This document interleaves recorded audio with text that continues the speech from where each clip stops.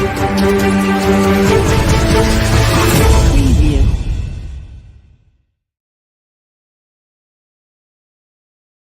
the Mojo story.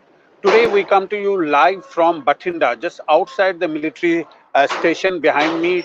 That's where there was a major firing incident just before the first light today. 4 Jawans were killed in that firing incident. Now the Punjab police says that there were 2 people who carried out the firing. They were in civil dresses, and the Jawans were asleep when they were attacked. This entire area was cordoned off and an operation was started. Immediately, QRTs or the quick reaction teams were pressed into service. To discuss this, we're joined by an eminent panel. We're joined by Lieutenant General Sanjay Kulkarni. Welcome to the show, sir. We're also joined by Lieutenant General Ashok Kumar. We're joined by Padma Rao, a senior journalist. She also joins us. And we are joined by Kuldeep Khuda, former DGP of Jammu and Kashmir. But before we go to the panelists, if I can ask my producer to play that sound bite of the ADGP of Punjab, who has ruled out that there is any terrorist angle to this incident.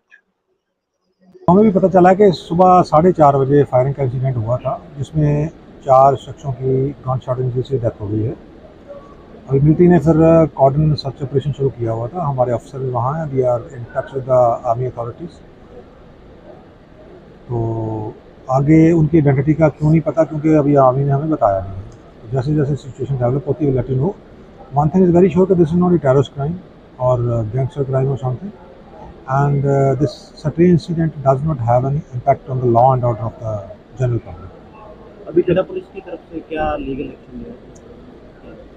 नहीं, हम तो कार्रवाई कानून के हिसाब से करेंगे, वो हमें इन्फॉर्म करते हैं फॉर्मली जो मिलिट्री अथॉरिटीज़ हैं, उसके बाद हम जो लॉफुल एक्शन बनता है वो करते हैं। सर, एक राइफल भी चोरी हुई थी वहाँ से, तो उसके रिलेटेड भी जिला पुलिस ने FIR उन्होंने करवाई थी 2-3 दिन पहले, वहाँ से कोई राइफल चोरी हुई थी, तो that investigation is also under way.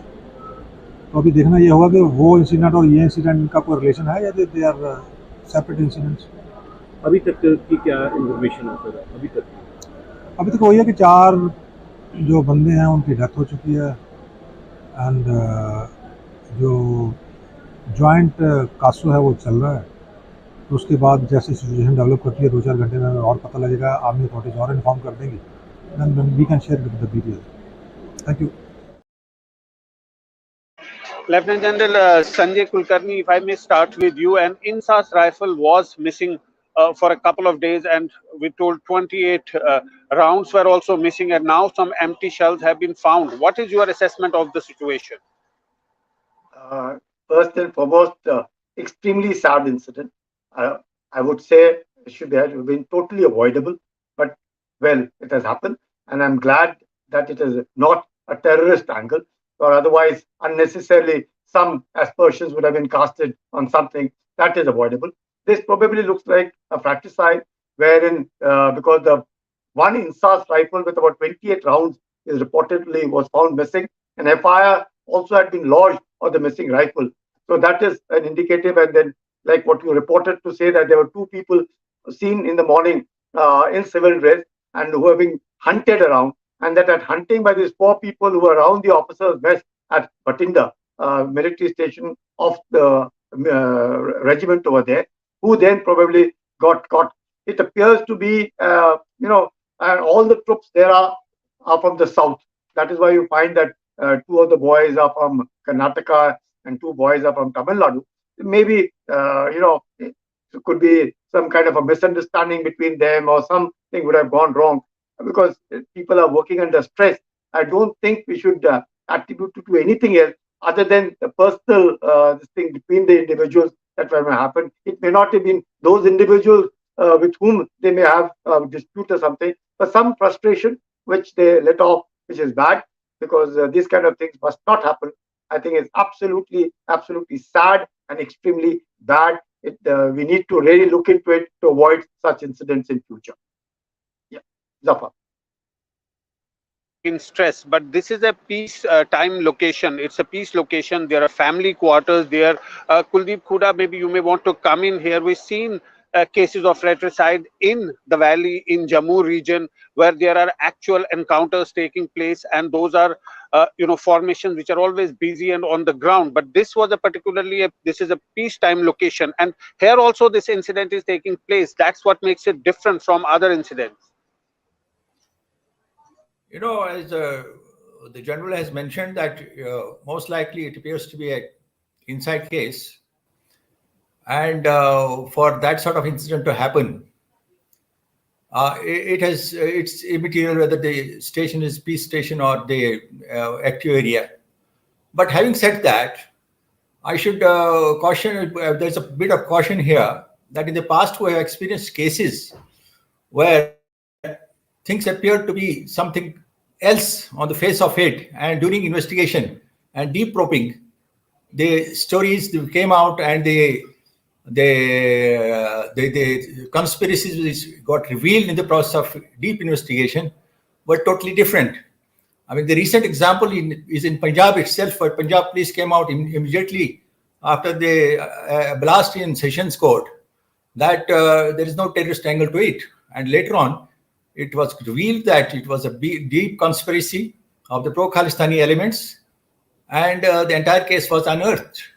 And we should not also forget that Punjab has been witnessing some sort of resurgence of pro-Khalistani elements, and the so-called self-styled leader, Amritpal, is still evading arrest, and this funding of the terrorists is still continuing. ISI is actively involved. They are in touch with the pro-Khalistani elements within Punjab, outside Punjab, in various countries. So we should not rush to conclusions. And besides, one point I would mention here, that the Insas rifle went missing 2 days back, about which FIR was lodged. Then, obviously, the Insas rifle went missing. Obviously, it's an insider job. And after 2 days, the killing has taken place. So I don't rule out a conspiracy. The fratricidal incidents take place on the spur of the moment. There is some exchange of hot words, and then this incident takes place at the same time.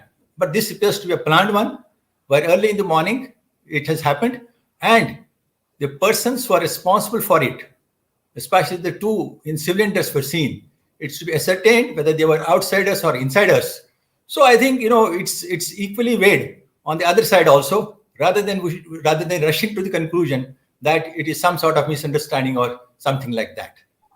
That's pre-planned. Pre-planned conspiracy. Padmarao, would you agree that it's too premature to say that it's not a terrorist attack? Zafar, the outset, when this incident happened, we were told that it's not a terrorist attack.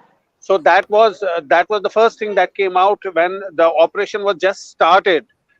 But we know what's happening in Punjab and the developments, the series of events that have taken place over the last few days. As Khuda Sahab was mentioning, Amritpal is on the run. There is a different situation on the ground. So do you think that it was too premature to say that there is no terrorist angle involved in all of this? I wouldn't say it's too premature. I think what the gentleman was saying by saying that this is not a terrorist crime, perhaps the inference was to terrorist crime in the sense of infiltration by Pakistani-based terrorists like Lashkar-e-Taiba, like Jaish-e-Mohammed, at whose hands we have seen similar incidents at army camps in the past. But certainly, as the gentleman who spoke before me said, I tend to also want to point out that Bathinda is in Punjab, where other turbulence has been visible over the past months. So we may be talking about infiltration or an outside influence of a different kind. Now, I don't want to go beyond that and speculate, because this is a very delicate matter, and I don't want to put names and groups and organizations out there. But I think most of us here can draw our inferences from what has been said, that this, it is certainly too early to rule out and certainly to restrict it to fratricide only. The other point I'd like to make is that in 2019, the government had released some statistics of the various steps that that have been taken. Generally they say that fratricide is not as frequent an occurrence in the armed forces as it is in the central police, central armed forces. So they did create, took some steps to create a better environment, like provision of better quality of facilities, clothing, food, married accommodation, travel facilities, schooling, etc., training and deployment of psychological counselors, institutionalization of projects. Then a Sahayata helpline was established, a mental health awareness was provided during pre-induction training. So I have no reason to believe, because our armed forces are known for looking after their people very well, so I have no reason to believe that those steps were not taken or are not being taken. Certainly, but at the same time, I don't rule out that there could have been some kind of an outside interference. And as the gentleman said, I think time will tell as the investigation progresses. Zafar? State, and there have been incidents uh, of terrorism in Punjab. Now, what's happening recently is that weapons are being dropped from the drones that come from Pakistan, enter into Indian territory and drop big consignment of weapons. That's been happening for some time, and very almost on a daily basis, the BSF shoots down a drone either in the Punjab belt or in the Jammu area. Now, those are things also there on the ground. And we remember Pathankot, the big terror strike in Pathankot just a few years ago. So terrorists are there, is a network on the ground, and that there could be possibly an insider job, but terrorism angle just ruling out straight away. Maybe it's too premature to do that.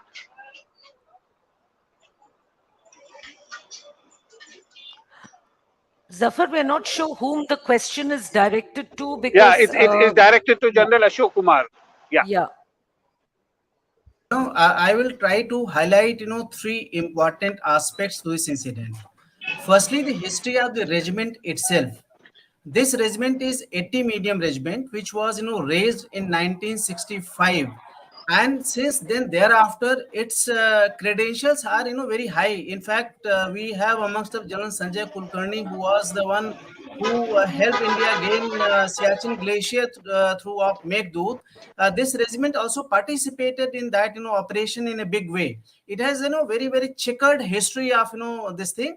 And it is towards that this event which has happened, wherein there are reports of 4 Jawans getting killed.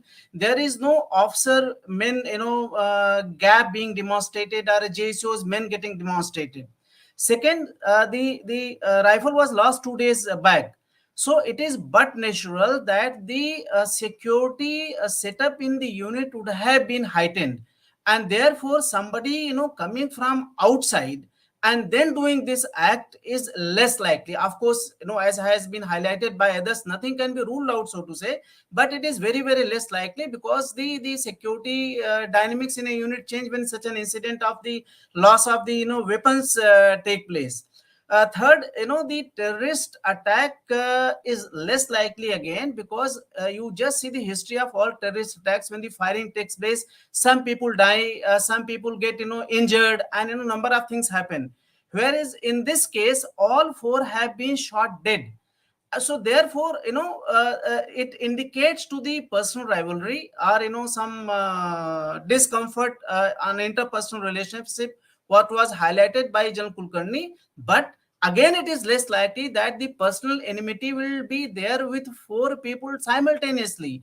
So probably, there is a likelihood that it was a personal enmity, where 1 or 2 people were attempted to be killed, and balance got killed to avoid the people who were the assassins, they getting revealed. So that is how it is finding out. Of course, it's a matter of detail, because as of now, from army, from the open domain, the inputs which are coming, they are not fully explaining the event.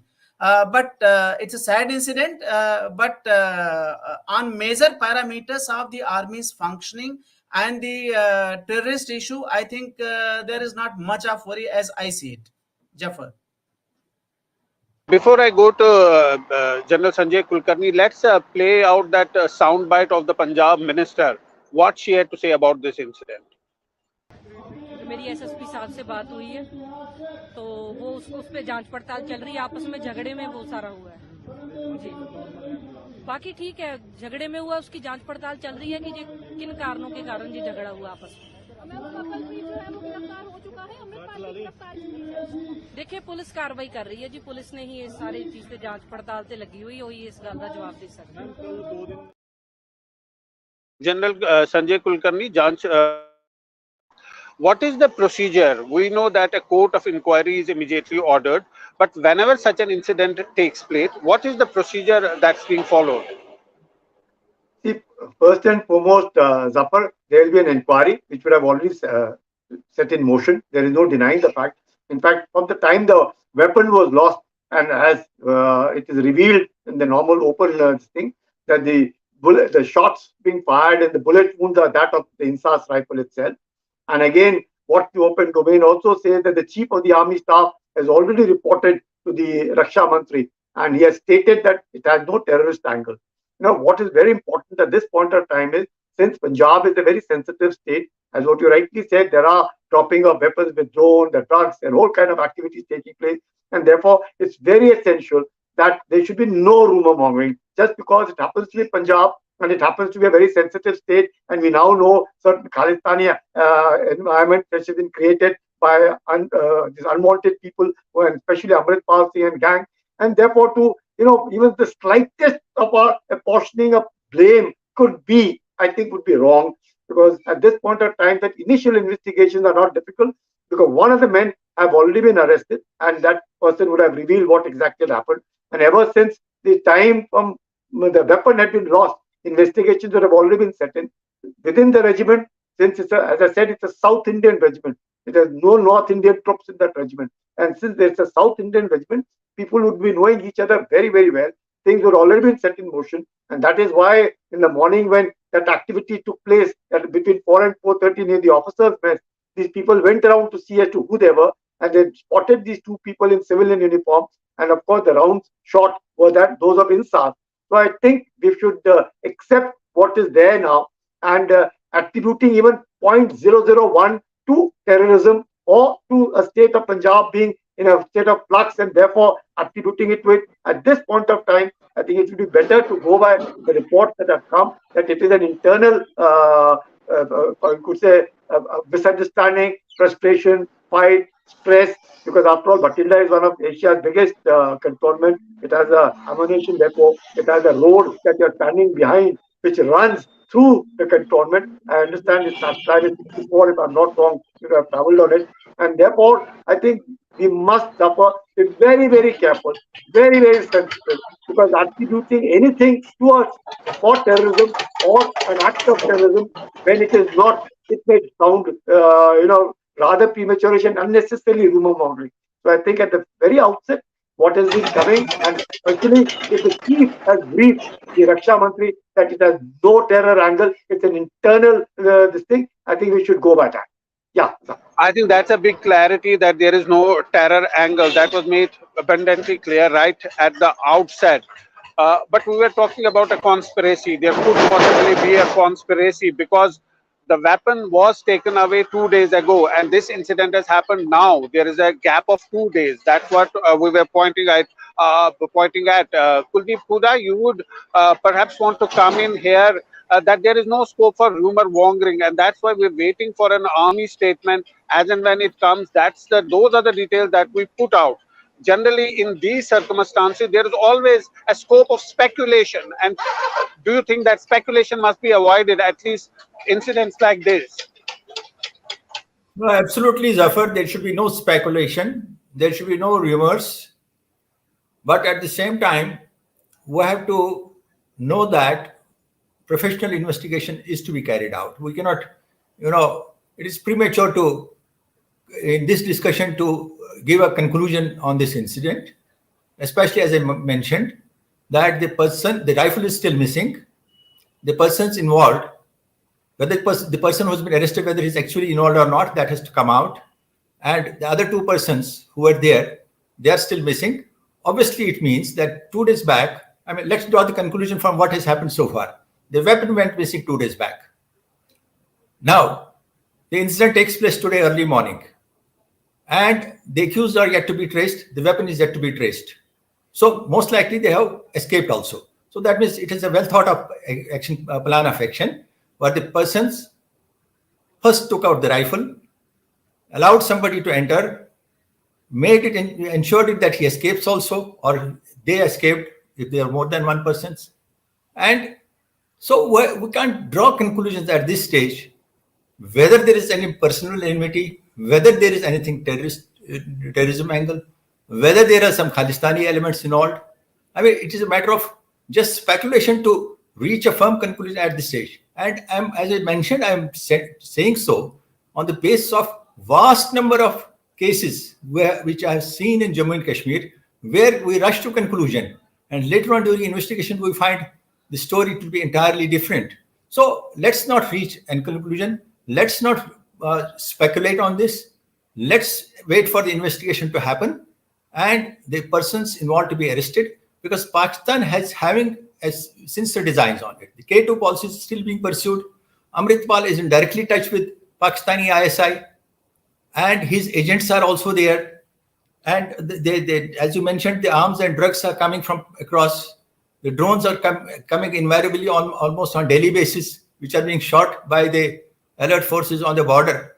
So with this background, and we know during the present government, the security apparatus has not been so good, unlike in J&K where terrorism has been almost finished. So the K2 policy, where they're not succeeding in J&K, they are trying to divert more attention to a place where they can make some dent. And Punjab is an example. Unless the security apparatus is further tightened there, the police and the central forces, central armed police forces become more accountable to such incidents. We should not allow the situation to be hijacked by the enemy agent. Right. Padmarao, the point that Khoda Saab is making is that in Jammu and Kashmir, the security forces are extremely alert. In the hinterland, at the line of control, and militancy has been brought down. Now, according to report, there are just 50 militants operating in the Kashmir Valley. So that's the lowest that has been brought down. So to change the focus, the attention is being put on Punjab. We're seeing more and more stories coming out from Punjab, whether it's Amritpal, then he's on the run. Now there is Baisakhi. There are many rumors going around what's going to happen. So that cannot be ruled out. Punjab, it has been in focus for some time now, and that's what's the cause of concern when such an incident takes place.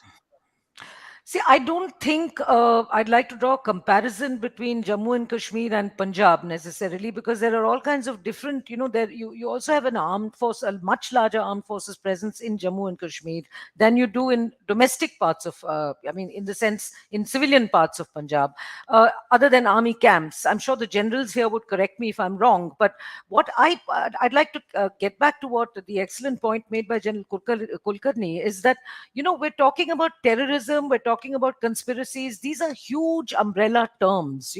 I think it's premature to be bandying about these terms right now, because we really don't know. It may well happen that all roads lead back to fratricide. That is still a possibility that you really cannot rule out just because one weapon went missing. So I don't want to bandy about these terms, terrorism and conspiracy, but I would certainly like to answer your question. I think I'd like to point out the difference in the army role between its role in Jammu and Kashmir and its role in Punjab. Certainly, it is probably, planning to or will perhaps play an enlarged role in Punjab, if not to the extent in Jammu and Kashmir, certainly keeping in mind what is going on there right now. But I completely agree with General Saab, that General Kulkarni, that terrorism, conspiracy, these are very large terms, umbrella terms. All we know right now is limited information. Something went wrong. There was aberrant behavior. A weapon went missing. Blood has flown. These are disparate pieces of information we have. We can at best discuss it as we're doing right now, but I wouldn't want to pin it on either a terrorism act or conspiracy or any one thing, or even, to draw any comparisons between Jammu and Kashmir or even the Northeast and Punjab. I think that I would like to refrain from doing, because I simply feel that there are very big differences there between these individual states, and one can't really draw a comparison straight away. The postmortem is still going on. It's happening from a short while at a short distance from where we are standing. General Ashok Kumar, Padma Rao also raised this point about giving facilities to the armies, making their lives more easy so that they don't feel the stress of work. Do you think lot of things have been done in that direction, but lot more need to be done so that if at all it's a case of fratricide, such incidents are avoided in the future? See, Jafar, it's a matter of statistical fact that there have been increase in the suicide cases and fratricide cases in the armed forces, which also includes the paramilitary forces as well. There is a cause of concern. This issue have been raised at the all echelons of the defense hierarchy.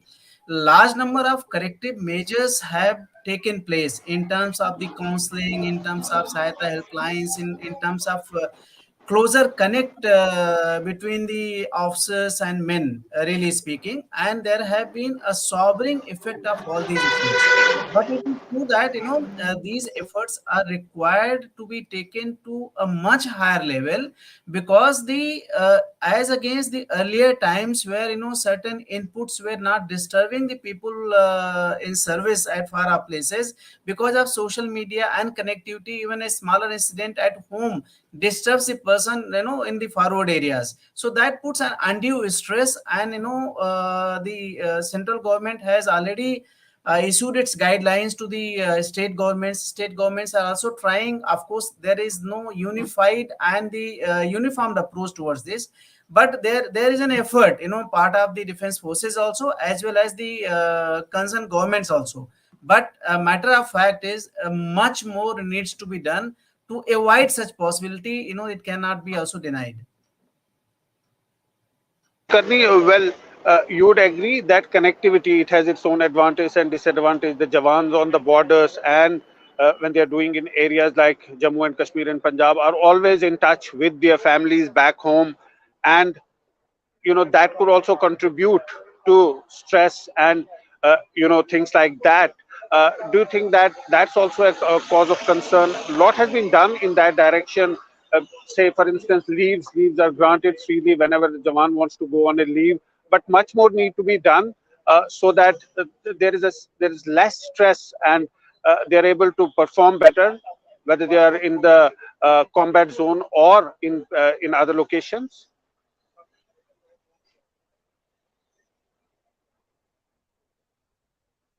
General Kulkarni, yeah.